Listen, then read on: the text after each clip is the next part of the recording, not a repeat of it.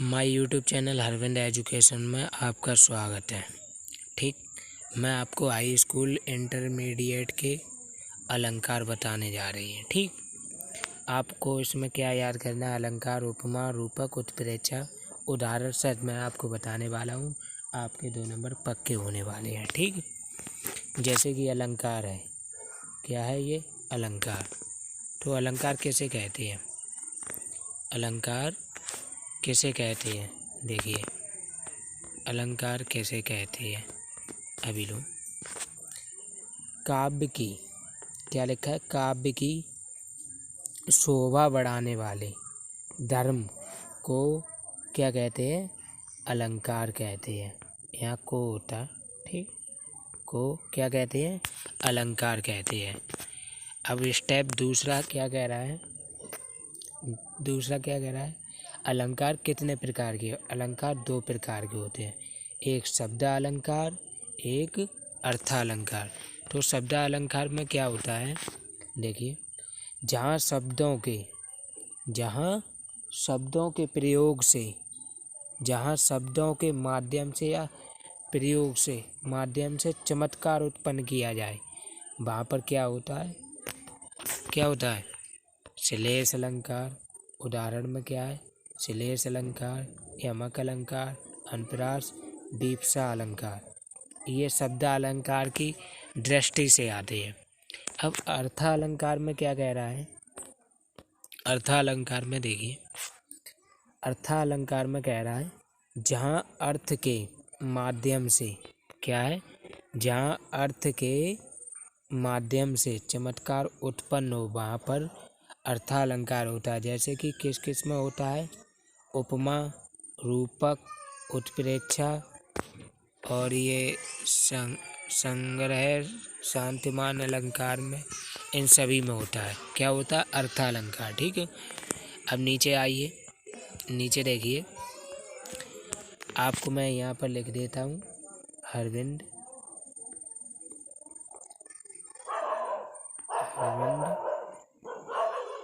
Education, Harvind EDUCATION।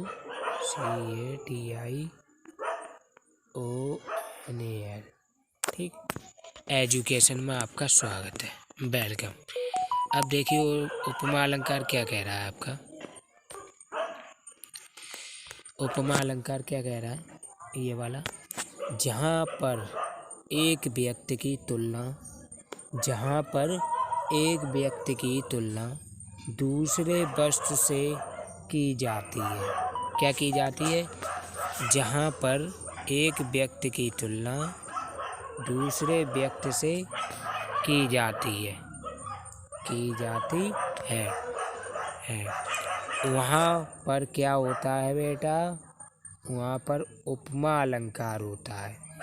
या फिर अथवा में मैंने लिखा है, अथवा में लिखा है, क्या लिखा है? देखिए, अथवा में लिखा है जहाँ उपमेय की तुलना, जहाँ ये सरल है, जहाँ उपमेय की तुलना उपमान से की जाती है। कहाँ से की जाती है? उपमान से की जाती है, वहाँ उपमा अलंकार होता है। क्या होता है? उपमा अलंकार। इसके 4 अंग होते हैं। क्या होते हैं? 4 अंग। अब जो मैं नीचे दिखाने जा रहा हूँ, उदाहरण देख लीजिए।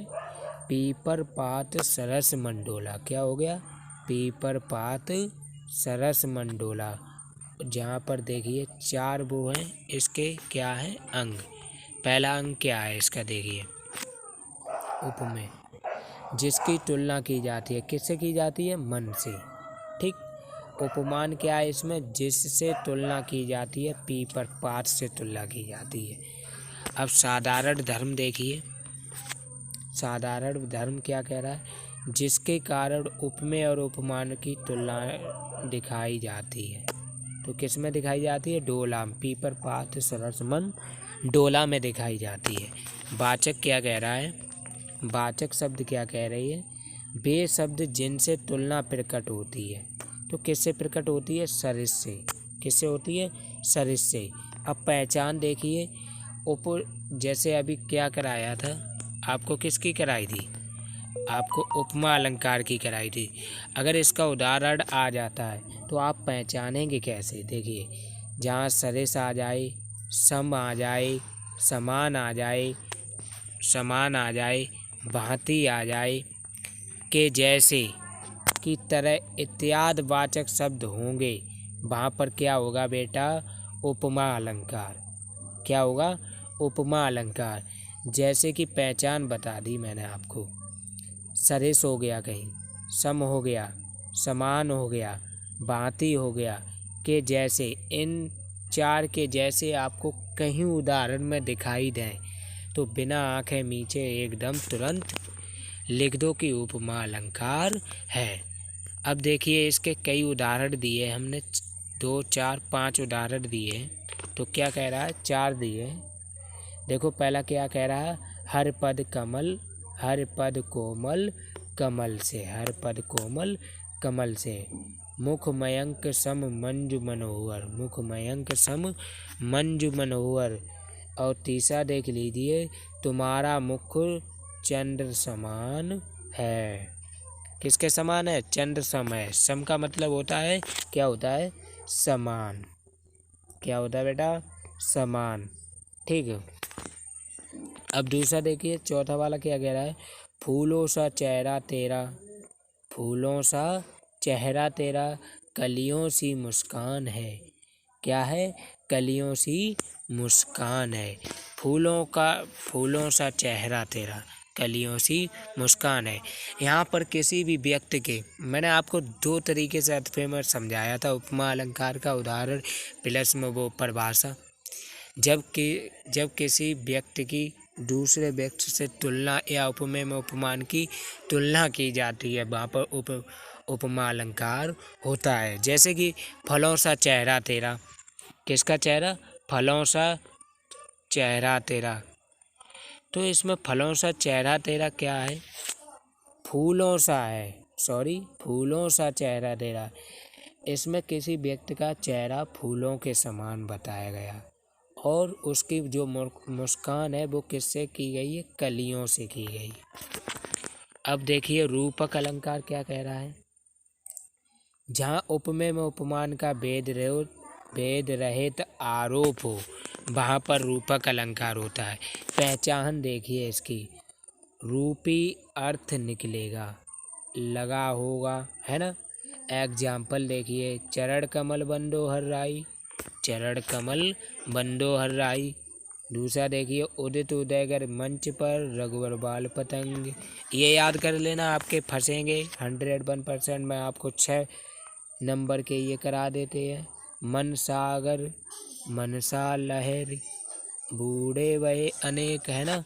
तीसरा चौथा देखिए, सचमुख पर घूंघट डाले अंचन में दीप छुपाए, है ना। अब देखिए, तीसरा अलंकार क्या कह रहा है? उत्प्रेक्षा अलंकार। बहुत ही इम्पोर्टेंट है, परीक्षा की दर से बहुत ही ज़्यादा इम्पोर्टेंट है आपका उत्प्रेक्षा अलंकार। जहाँ उपमेय में उपमान की संभावना की जाए। ये बहुत ही सरल और बहुत ही ज़्यादा इम्पोर्टेंट है, वेरी वेरी इम्पोर्टेंट। जहाँ उपमेय में उपमान की संभावना की जाए, वहाँ पर क्या होता है? उत्प्रेक्षा अलंकार। पहचान इसकी क्या है? मन मानो जन जानो, मानो जानो बनो ननऊ जनऊ ज्यों आदि शब्द प्रयोग होते हैं, होंगे या होते हैं।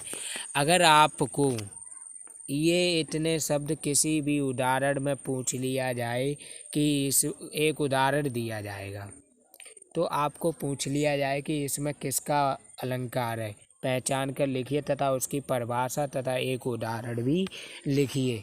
तो आपको ये पहचान भी साथ में लिख दिए, इसलिए आप कभी भूलें ना। ठीक है। उदाहरण क्या कह रहा है? चमचमात चंचन नयन बिच, घूंघट पर पटसीन जीन। मानो आ गया ना, मानो सर